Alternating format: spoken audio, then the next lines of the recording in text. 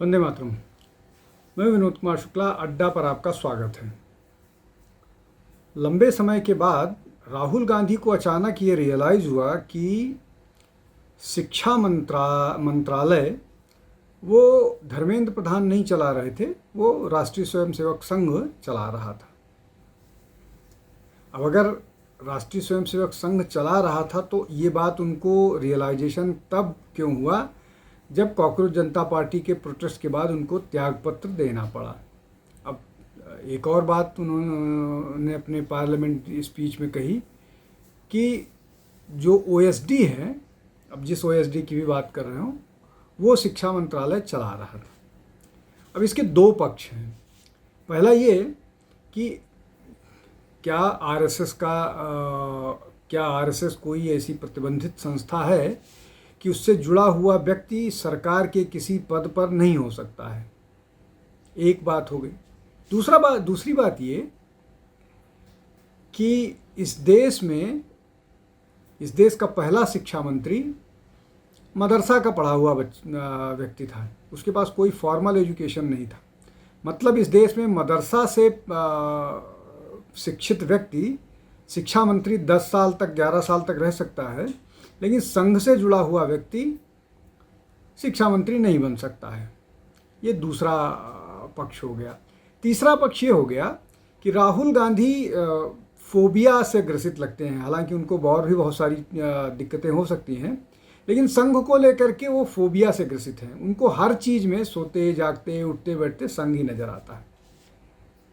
अब पहली इस बारे में चर्चा करते हैं कि संघ से जुड़ा व्यक्ति या संघ की क्या भूमिका है, या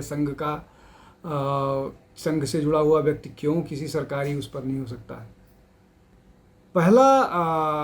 पहली बात यह है कि भारत का प्रधानमंत्री, भारत का गृह मंत्री, भारत का रक्षा मंत्री और भारत के कई सारे कैबिनेट मंत्री, मैं सबका नाम लूँगा तो लंबा वीडियो हो जाएगा, ये सब राष्ट्रीय स्वयंसेवक संघ के कार्यकर्ता हैं।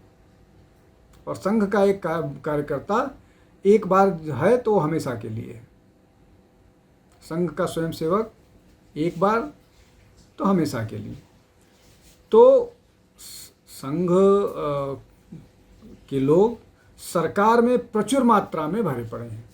अब इस बात को अगर राहुल गांधी की समझ नहीं है तो राहुल गांधी को किसी और को ज़रूर समझाना चाहिए कि संघ के से जुड़े हुए संघ के स्वयंसेवक सरकार में भरे पड़े हैं। अब शिक्षा मंत्रालय प्रभावित होता है या संघ का प्रचारक रहा व्यक्ति, जो प्रधानमंत्री है, वो नीतियों पर काम करता है और वो नीतियों को संविधान के अंदर में रखकर काम कर रहा है, तो इसमें कहाँ से गलत है। अब बात करते हैं पहले शिक्षा मंत्री पर। जो बात राहुल गांधी संघ पर आरोप लगा रहे हैं कि वो संघ जो है अपनी कल्पनाओं के हिसाब से इतिहास का लेखन करती है या इतिहास बताती है या जानने की कोशिश करती है, वही आरोप जो देश के पहले शिक्षा मंत्री हैं उनके ऊपर लगता है कि उन्होंने अपनी आइडियोलॉजी, जो उनकी अपनी आइडियोलॉजी थी, उस आइडियोलॉजी से इतिहास लिखवाया है और पूरा का पूरा इतिहास झूठ से भरा पड़ा है और वो लगातार एक्सपोज हो रहा है एक के बाद एक। चाहे आर्यन मिथ हो, मतलब चाहे आर्यन द्रविडियन डिवाइड हो, आर्यन को इन्वेडर्स वाली थियोरी हो, या मेडिवल हिस्ट्री में बहुत सारी चीज़ें हों, पूरा का पूरा मराठा हिस्ट्री को निगलेक्ट करना हो, राजपूताना हिस्ट्री को जेम्स टॉड के अलावा किसी और ने लिखा नहीं, पूरा का पूरा इतिहास घूम फिर करके वो मुग़ल इतिहास या दिल्ली सल्तनत हो गए। और जो प्राचीन इतिहास है वो जो है वो प्रीडोमिनेंटली बुद्धिस्ट डोमिनेट करने की कोशिश की गई। जैसे ये बताने की कोशिश की जाती है कि जो अशोका जो है उसने धर्म परिवर्तन या बौद्ध बन गया था कलिंग वार के पास, जबकि कलिंग युद्ध के बहुत पहले वो बौद्ध बन गया था। अशोकावदान जो किताब है उसको आप पढ़िए, साफ हो जाएगी। तो ये मसला है। अब राहुल गांधी के साथ दिक्कत ये है कि राहुल गांधी बहुत सारी चीज़ों को लेकर के वो पैशनेट होकर के बोलते हैं, उसमें फैक्ट्स नहीं होता है। अब वो पैशनेट होकर के पैशन में संघ के बारे में ऊटपटांग बोलते रहते हैं, लेकिन उसमें तथ्य का अभाव होता है, नितांत अभाव होता है, और इसको लेकर के वो लगातार उनकी खिंचाई भी होती है। अब आज जैसे जो जिस तरह की उन्होंने असभ्य भाषा का प्रयोग किया है, उसको लेकर के राजनाथ सिंह को खड़े होना पड़ा और बात करना पड़ा। लेकिन हम वापस लौटते हैं संघ को लेकर के जो राहुल गांधी ने किया। अब संघ को लेकर के राहुल गांधी हमेशा से बोलते रहते हैं कि संघ कोई भी मंच हो, वो यही बताते हैं कि इस देश में जितनी भी समस्या हैं उस समस्या के मूल में संघ है, और इसको लगातार वो फैलाने, बताने, समझाने की कोशिश करते हैं। लेकिन मुश्किल ये है कि जैसा मैंने बताया कि उनकी बातों में तथ्य का नितांत अभाव होता है, वो अपनी बात को साबित नहीं कर पाते हैं।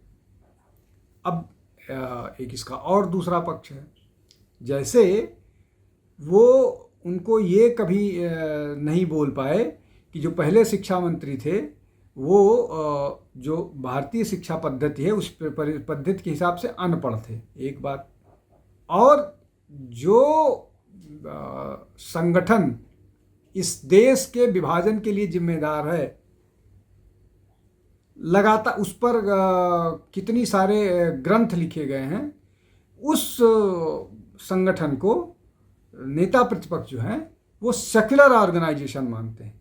मतलब राष्ट्रीय स्वयंसेवक संघ एक कम्युनल ऑर्गेनाइजेशन है, और राहुल गांधी को मुस्लिम लीग सेक्युलर ऑर्गेनाइजेशन नज़र आती है, और उनकी बहन को गोमूत्र से दिक्कत है, और आईआईटी के डायरेक्टर पर वो इस तरह के कमेंट करती हैं जो उनकी अज्ञानता दिखाता है। अब जो मसला है वो ये कि दो के दोनों भाई बहन दोनों एक ही तरह की बात करते हैं, एक ही तरह की मानसिकता से ग्रस्त हैं, जिसमें हिंदुत्व के प्रति घृणा है। चूँकि राष्ट्रीय स्वयंसेवक संघ हिंदुत्व के खिलाफ जो लोग साजिश करते हैं उनको बेहतर ढंग से काउंटर करता है, तो वो जो है संघ के खिलाफ ये पूरा का पूरा लॉबी तैयार होता है। अब एक और मसला है, संघ के रजिस्ट्रेशन को लेकर के एक कैंपेन चला था। उस कैंपेन को लीड कर रहे थे जो गांधी परिवार के द्वारा पिकअप किए गए अध्यक्ष है, जिसको उन्होंने राष्ट्रीय अध्यक्ष, जिन्होंने संसद के पटल पर स्वीकार किया था कि मैं भारतीय राष्ट्रीय कांग्रेस का अध्यक्ष हूँ, तो किसी की कृपा से नहीं बल्कि सोनिया गांधी की कृपा से हूँ। उनके सुपुत्र कर्नाटक के गृह मंत्री हैं, उन्होंने आरएसएस को एक पत्र लिखा था कि उनके रजिस्ट्रेशन को लेकर के उन्होंने बोला था कि हम इसको आगे लेके जाएंगे, और उस पर संघ के राष्ट्रीय स्वयंसेवक संघ के सरसंघचालक मोहन भागवत जी का बयान आ गया था, और बहुत विस्तृत बयान आया था। अब इसको लेकर के वो बहुत और उनकी योजना थी कि ऐसा करेंगे वैसा करेंगे, लेकिन शायद उनको कानूनी बात समझ में आ गई होगी कि इस मामले में वो और एम्बैरस्ड होंगे, तो इसलिए चुप्पी धार है। लेकिन इसका एक और बात जिसको समझनी चाहिए, जितना राहुल गांधी राष्ट्रीय स्वयंसेवक संघ के बारे में भला बुरा या तर्क रखते हैं, राष्ट्रीय स्वयंसेवक संघ उतना ही मजबूत हो रहा है। और अगर शिक्षा में भारतीयकरण किए जाने की ज़रूरत है और आरएसएस के दबाव में वैसा हो रहा है, तो आरएसएस बधाई का पात्र है। गलत इतिहास लेखन जो मदरसा या शिक्षित शिक्षा मंत्री के कार्यकाल में हुआ, उस इतिहास में अगर सुधार की ज़रूरत है और उसके लिए राष्ट्रीय स्वयंसेवक संघ प्रयासरत है, तो राष्ट्रीय स्वयंसेवक संघ बधाई का पात्र है।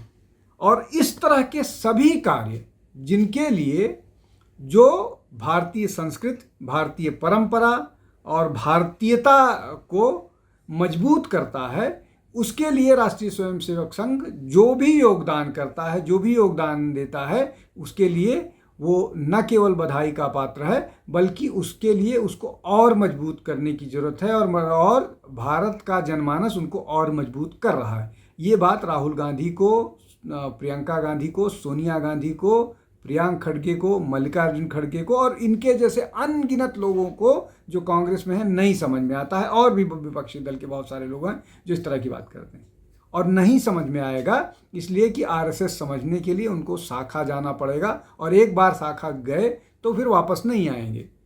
खैर, ये तो उन पर एक डिग लेने वाली बात हुई उन पर, लेकिन राष्ट्रीय स्वयंसेवक संघ को जानना है तो बहुत कुछ और वो करना पड़ेगा। विदेश यात्रा करके राष्ट्रीय स्वयंसेवक संघ को नहीं समझा जा सकता है। आज के लिए बस इतना ही। बहुत बहुत धन्यवाद। नमस्कार।